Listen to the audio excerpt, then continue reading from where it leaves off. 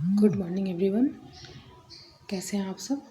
आज हम बात करेंगे मेन एग्रीकल्चर टॉपिक के बारे में बात करेंगे कि एग्रीकल्चर होता क्या है, कैसे होता है। और मेनली आज हम लोग कुछ डिफिनेशन पढ़ेंगे, कुछ टर्म जो कि बहुत ही इम्पोर्टेंट है एग्रीकल्चर में। सबसे पहले हम बात करते हैं एग्रीकल्चर की। एग्रीकल्चर होता क्या है, तो एग्रीकल्चर वर्ड के बारे में बात करेंगे। तो agriculture word is derived from the two Latin words. ये याद रखिएगा, एग्रीकल्चर कौन सा वर्ड है, ये लैटिन वर्ड से डिराइव हुआ है।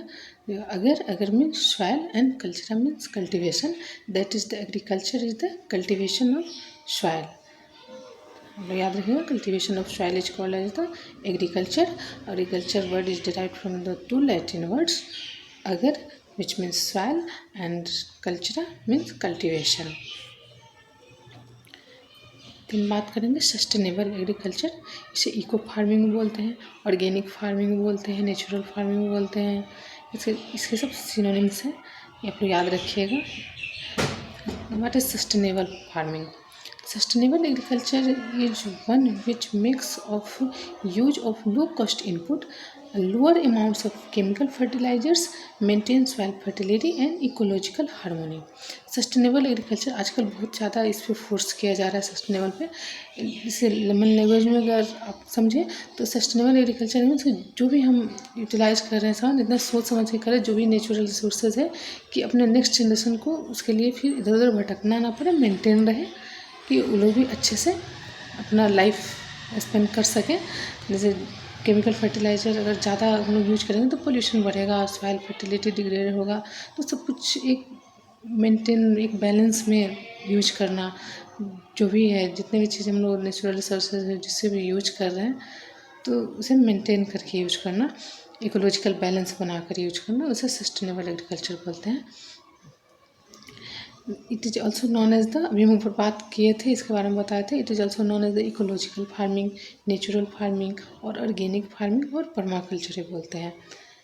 तो सस्टेनेबल एग्रीकल्चर क्या है, जिसमें लो इनपुट कॉस्ट हो, lower amount of chemical fertiliser use करें, मेंटेन सॉइल फर्टिलिटी, मेन ये है कि सॉइल फर्टिलिटी को कैसे मेंटेन कर रखें और इकोलॉजिकल बैलेंस बना रहे।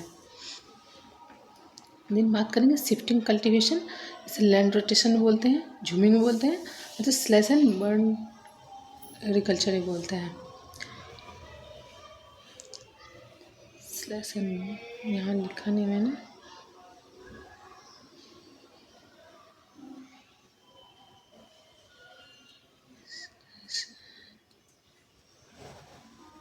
बर्न कल्टीवेशन बोलते हैं इसको। तो ये क्या होता है, इसके बारे में बात करेंगे। The productivity of soil is lost due to cultivation of some same crop, generally rice, on the same forest land area year after year. Hence the crop shifted to other burnt land.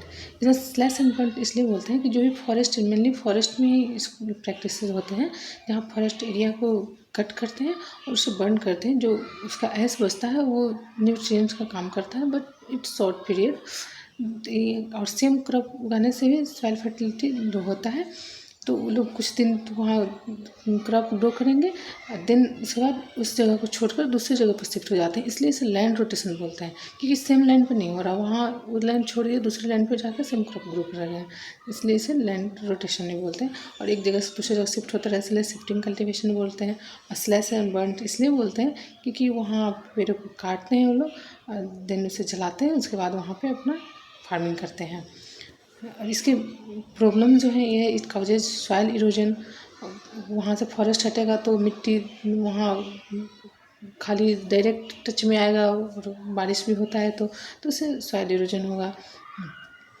And इसे forest area भी cut हो रहा है, तो deforestation का भी एक बहुत बड़ा कारण है, तो इससे डिफॉरेस्टेशन भी होगा। और इन्वायरमेंटल प्रॉब्लम बहुत तरह के आ सकते हैं, फॉरेस्ट कम होंगे तो ऑब्वियस सी बात है कि इन्वायरमेंटल प्रॉब्लम भी बढ़ेंगे।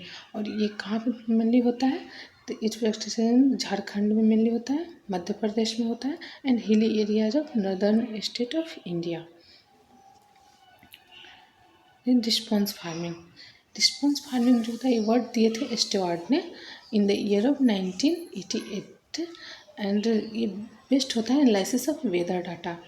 It reviews the prediction of monsoon season, rainfall, mainly ये रेन वाटर कंजर्वेशन भी फोकस है इसमें। Rainfall based on analysis of weather data of pre monsoon period and managing crop accordingly. इसमें क्या होता है, जो भी प्री मानसून पीरियड होता है उसमें वेदर डाटा का एनालिसिस करते हैं, उसके अकॉर्डिंग फार्मर जो होता है वो चॉइस करते हैं क्रॉप का, कौन सा चॉइस लिया जाए, किस टाइम में उसे ग्रो किया जाए।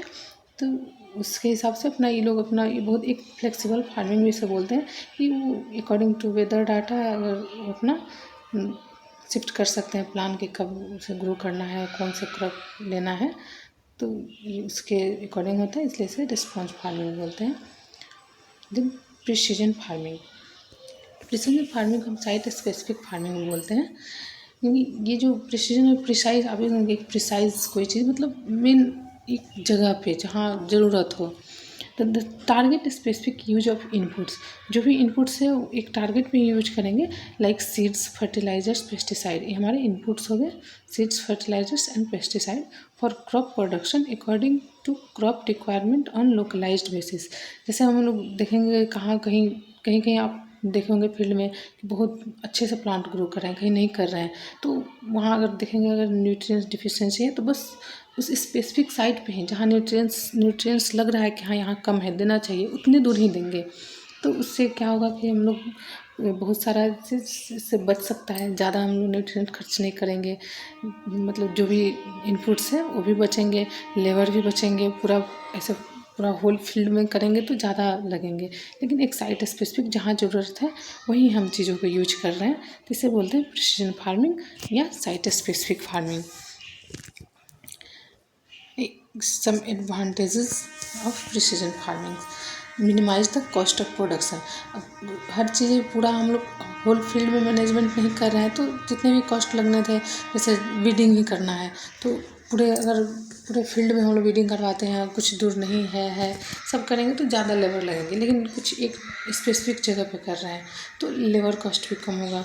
ऐसे एग्जाम्पल ले लीजिए फर्टिलाइज़र का बोले, वही तो ऐसे जो भी प्रोडक्शन कॉस्ट है वो मिनिमाइज कर सकते हैं, मेंटेन इकोलॉजिकल बैलेंस। हाँ ये भी होगा क्योंकि जैसे फर्टिलाइज़र ज़्यादा यूज करेंगे तो उससे पोल्यूशन बढ़ेगा, इससे इन्वायरमेंट पे भी इफेक्ट होगा, तो यहाँ कम फर्टिलाइज़र का भी यूज होगा तो अपना इकोलॉजिकल बैलेंस बना रहेगा। वाटर ही है तो जहाँ ज़रूरत है वहीं देंगे तो अपना वाटर भी बचेगा, तो ये मेंटेन इकोलॉजिकल बैलेंस भी होगा।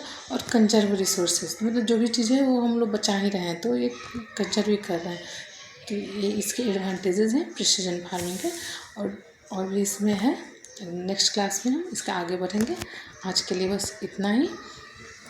दोस्तों प्लीज़ अगर मेरी वीडियो अच्छी लगी हो तो आप लोग लाइक, शेयर एंड कमेंट जरूर कीजिएगा। कमेंट में मुझे बताइएगा मेरी वीडियोज़ कैसी लगी और क्या कुछ मैं इसमें ऐड कर सकती हूँ। कुछ अगर मिस्टेक हुआ हो तो मुझे कमेंट करके उसमें ज़रूर सजेस्ट कीजिएगा। Thank you, bye bye.